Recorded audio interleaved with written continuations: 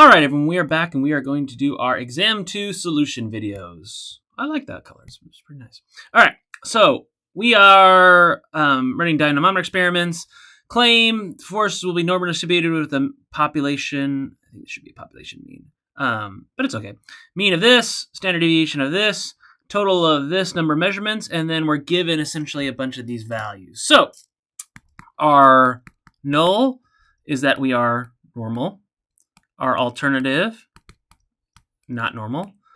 Our alpha is going to be equal to 0.1. We have to calculate our chi-squared, and then we have to also calculate our chi-squared alpha, which will be 0.1. What's our degrees of freedom here? We have how many measurements that we see? 1, 2, let's see here. Sorry. 1, 2, 3, 4, 5. So we have that nu is equal to k, which is 5, minus 1, minus r, because we have a mu, we have a standard deviation, so we need to account for those. So let's go ahead and calculate this out here. And then I'm probably going to actually add on here. You need to say those explicitly. So yeah, I might say something showing all the steps. But 5 minus 1 minus r. So 5 minus 3 is going to be equal to 2. And there we go. All right. So let's go ahead. Actually, we can find that right now. So I'm going to say 0.12 is going to be 4.605. Yep, 4.605. And then now we can go ahead and get moving. So I'm going to go ahead and use this. I'm going to create my observed list right here. Boom, boom. I'm going to get my, so my observed is going to be equal to those values. My n in this problem is going to be 50,000. Observed, what do we have?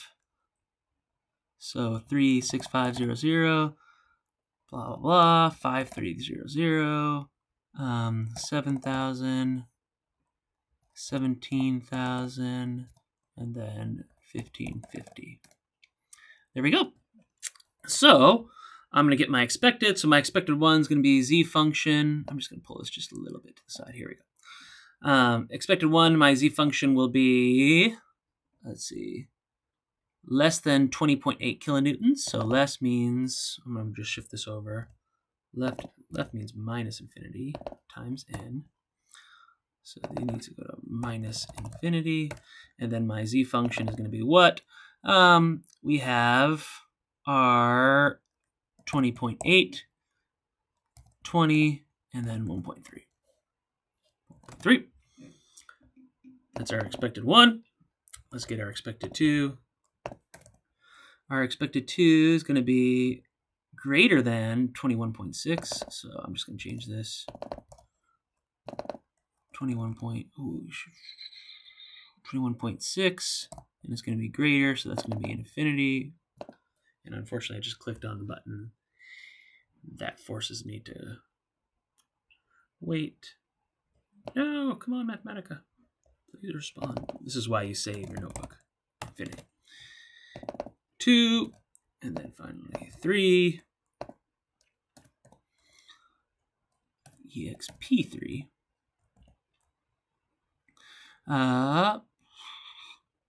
Between 21.2 and 22.4. 21.2 and 22.4. And then expected 4 is going to be measurements between force value 19.3 and 20.5.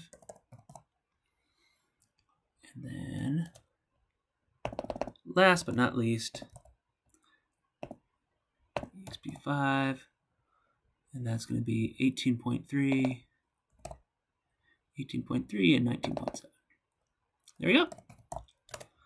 All right, so we can use now our chi-squared, observed, expected, and let's actually have to create our expected list. So we already have our observed list up here. We have our exp5. I'm just going to put it like this. Let's look at our observe. Our expected equals x1, x2, x3, x4, x5. Good. Now let's just calculate our chi-square experimental. 47. Woof. That is a big old reject. Fantastic. All right. We'll see you in the next video. Thanks. Bye.